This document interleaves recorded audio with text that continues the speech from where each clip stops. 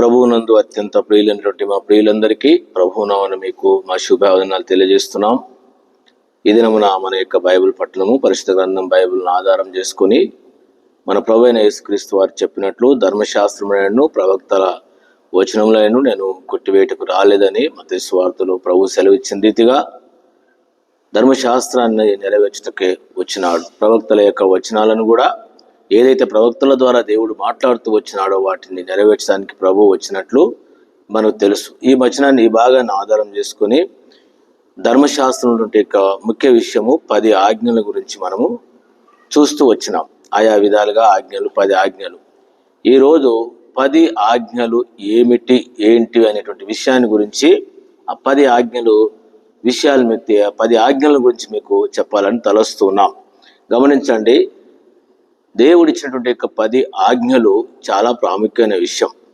ఎందుకనంటే ఈరోజు ప్రపంచంలో దేవునికి విరోధంగా చేసే ప్రతి మానవుడు ఎంతమంది ఉన్నారో ప్రపంచంలో వాళ్ళందరూ కూడా చేసేటి ఈ 10 ఆజ్ఞలలో ఏదో ఒక ఆజ్ఞను మీరుతున్నారు. ఎందుకంటే దేవుని వాక్యములో మనకు తెలుసు పాపము అనగా ఏమిటి అనేటువంటి విషయానికి వస్తే 1 యోహాను పత్రిక 3వ అధ్యాయము 4వ వచనము, పాపము చేయు ప్రతివాడు ఆజ్ఞను అతిక్రమించును, ఆజ్ఞ అతిక్రమమే పాపం. గమనించండి, పాపం చేసేటువంటి వ్యక్తి ఆజ్ఞను మీరుతున్నాడు అంటే దేవుని ఆజ్ఞను మీరుతున్నాడు. దీనిలో మొట్టమొదటిగా మనం గమనించవలసిన విషయం ఏంటంటే మన పితరుడంటే ఆదాము గారే ఆజ్ఞని మీరినాడు. అందుకొరకనే ఆజ్ఞ అతిక్రమే పాపం. దీనిని బట్టి మనము బైబిల్లో తలంచగలం. రోమా 3:23లో ఏ భేదము లేదు, అందరూ పాపం చేసిన వారే అని. దేవుడు అనుగ్రహించి మహిమను పొందలేకపోతున్నారు. తిరిగి 2వ భాగంగా మనం గమనించగలం ఏంటంటే రోమా పత్రిక 6:23లో పాపం వలన వచ్చు జీతము మరణము, అయితే దేవుని కృపావరము మన ప్రభువైన క్రీస్తు యేసునందు నిత్య జీవం. కాబట్టి పాపము ఆజ్ఞ అతిక్రమింపజేస్తుంది. కాబట్టి ఆజ్ఞ అతిక్రమమే పాపము.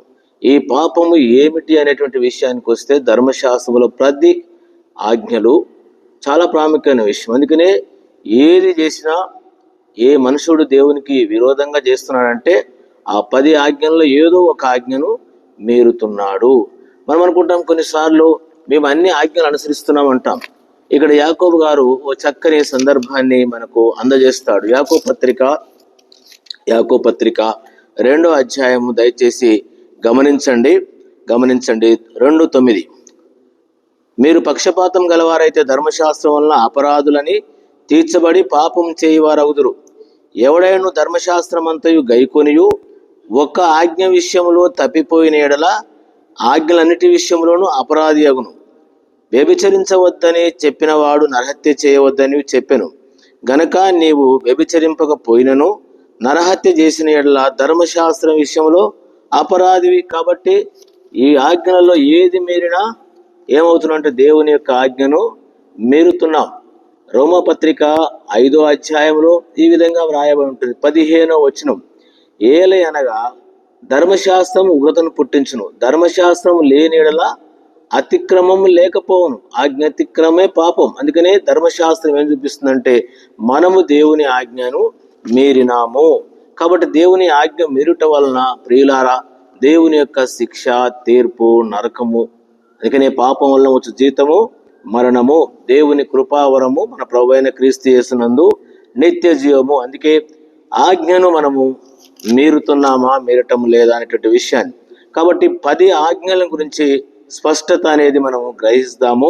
ఈ 10 ఆజ్ఞల గురించి 2 గ్రంథాలలో మనం చదివితే స్పష్టంగా ఉంటుంది. ఒకటి నిర్గమకాండము 20వ అధ్యాయము, 2వది ద్వితీయోపదేశ కాండము 5వ అధ్యాయంలో 2వసారి దేవుని దాసుడు మోషే గారు ఇశ్రాయేలు ప్రజలు చెప్పినటువంటి మాటలు. కాబట్టి ఇవి ప్రత్యక్షంగా ఇశ్రాయేలు ప్రజలు స్పష్టంగా విన్నారు.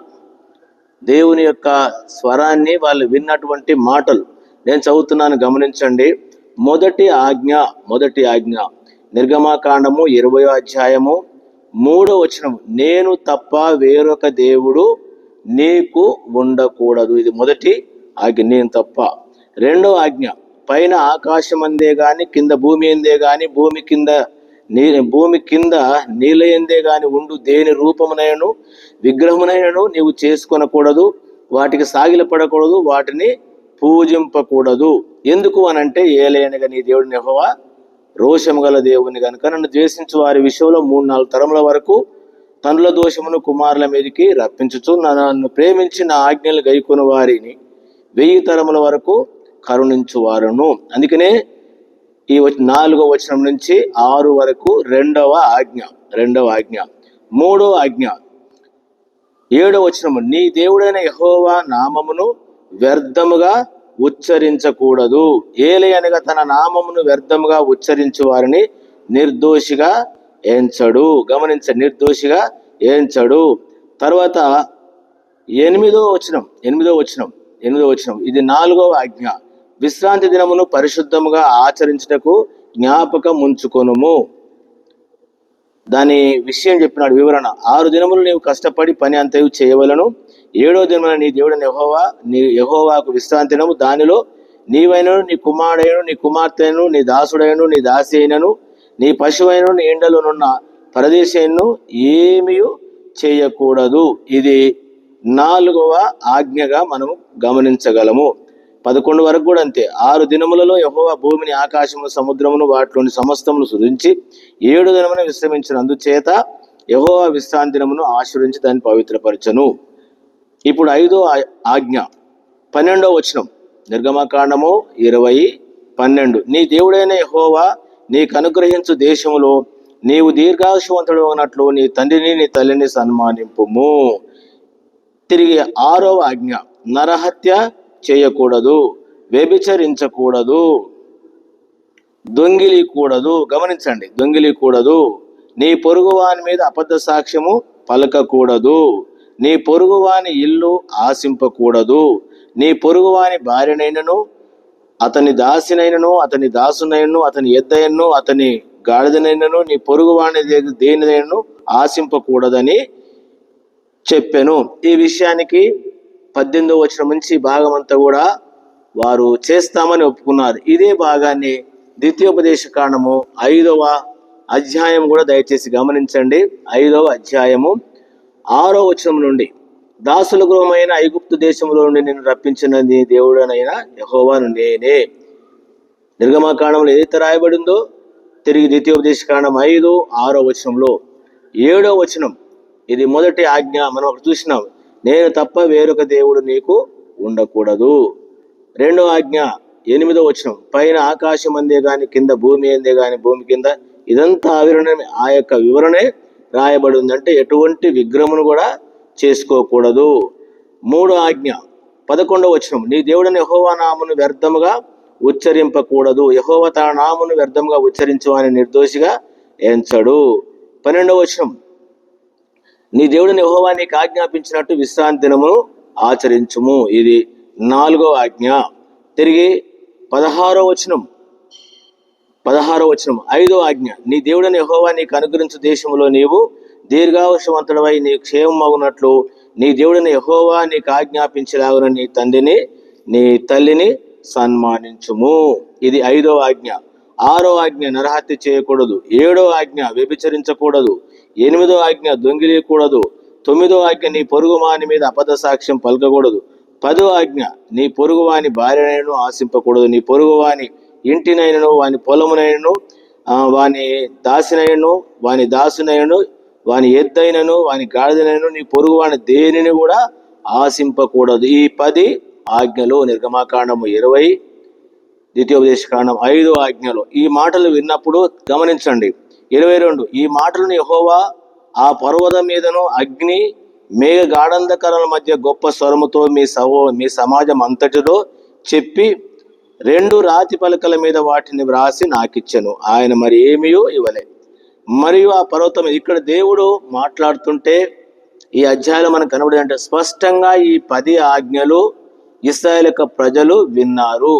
విని వాళ్ళు భయపడి ఈ భాగంలో ఏమంటారంటే, మేము గనుక దేవుడు మాట్లాడితే మేము చనిపోతాము, మేము బతకము, కాబట్టి నీవు మాట్లాడు, నీవు విను, దేవుడు మాట్లాడేది నీ వచ్చి మాకు చెప్పినట్లయితే మేమేం చేస్తామో నడుచుకుంటాము అని చెప్పేసి ఈ భాగంలో వారు తీర్మానం చేసినారు. అందుకని అన్నాడు 25లో అంటాడు, మేము చచ్చిపోతాం ఆ మాట మాట్లాడితే. అందుకనే ఈ 10 ఆజ్ఞలు దేవుడు మాట్లాడుతుంటే దేవుని స్వరముతో ఇశ్రాయేలు ప్రజలు విన్నారు. విని వారు ఆ యొక్క శబ్దానికి, ఆ గంభీరత్వానికి వాళ్ళు తట్టుకోలేక మోషేతో ప్రాధేయపడ్డారయ్యా, దేవుడు మాట్లాడితే మేము బతకలేమయ్యా, బతకలేమంటే 27లో అంటాడు, నీవే సమీపించి మన దేవుడైన యెహోవా చెప్పినది యావత్తు వినుము. అప్పుడు మన దేవుడైన యెహోవా నీతో చెప్పినది యావత్తు నీవే మాతో చెప్పిన యెడల మేము విని దాన్ని గైకొందుమని చెప్పినారు కానీ ఎంతవరకు చేసినారో అది మనము ఎరగవలసిన వారంగా ఉంటున్నాం. కాబట్టి ఇది మనము గమనించి 10 ఆజ్ఞలు దయచేసి జ్ఞాపకం పెట్టుకొని వాటిని ధ్యానించి ప్రతి మానవులు చేసేటువంటి ప్రతిదీ కూడా దేవునికి అవిధేయత చూపిస్తే ఆ 10 ఆజ్ఞల్లో ఉంటుంది. అందుకని ఆజ్ఞ అతిక్రమే పాపము, పాపం వల్ల వచ్చే జీతము మరణం. ఈ ఆజ్ఞల్లో ఏది మీరినా దేవుని రాజ్యం లేదు. అందుకొరకనే యేసుప్రభువారు చెప్పినట్లు ఎందుకు వచ్చినాడంటే, యోహాను పత్రికలో ఇంతకుముందే నేను మీకు గుర్తు చేసినట్లుగా కొంచెం అట్లా నేను దయచేసి మాటలు నేను చెప్తున్నాను, తలంచండి. 3వ అధ్యాయం, 1 యోహాను పత్రిక 3వ అధ్యాయము 4వ వచనం, పాపం చేయు ప్రతివాడును ఆజ్ఞ అతిక్రమించును, ఆజ్ఞ అతిక్రమే పాపం. పాపములను తీసివేయుటకు మన ప్రభు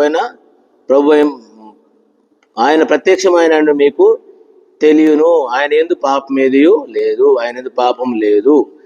8వ వచనం, అపవాది మొదటి నుంచి పాపం చేయుచున్నాడు కనుక పాపం చేయు వాడు అపవాది సంబంధి, అపవాది యొక్క క్రియలను లేపచ్చుటకు దేవుని కుమారుడు ప్రత్యక్షమైనాడు. కాబట్టి పిల్లారా, ఈ 10 ఆజ్ఞలు ధ్యానించి 10 ఆజ్ఞలను అనుసరించి దేవుని యొక్క కొరకు మనం నమ్మకంగా జీవించి దేవుని రాజ్యానికి వెళ్ళవలసిన వారంగా ఉంటున్నాం.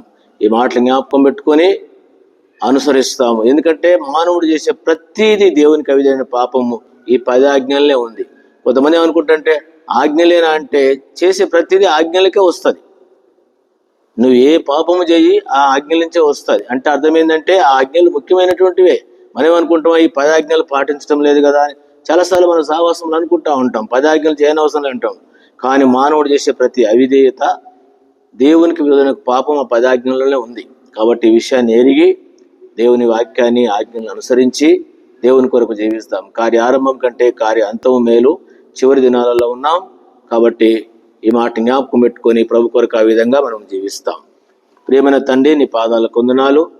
ధర్మశాస్త్రంలో మాకు ఇచ్చిన 10 ఆజ్ఞలను బట్టి వందనం చెల్లిస్తూ చదువుకున్నాం, చదవడమే కాకుండా మా తండ్రి ఆజ్ఞలను అనుసరించి నీ బిడలంగా నీ కొరకు జీవించుటకు మాకు మా ప్రియులకు సహాయపడమని వందనాలు చెల్లిస్తూ యేసునామమున ప్రార్థన చేడుకుంటున్నాను తండ్రి, ఆమేన్. మన తండ్రి అయిన దేవుని యొక్క ప్రేమ, మన ప్రభువైన యేసుక్రీస్తు కృప, పరిశుద్ధాత్మ సహవాసం చేయడం అందరికీ తోడై ఉండును గాక. ఆమేన్, ఆమేన్. ప్రైజ్ ది లార్డ్ మీ అందరికీ.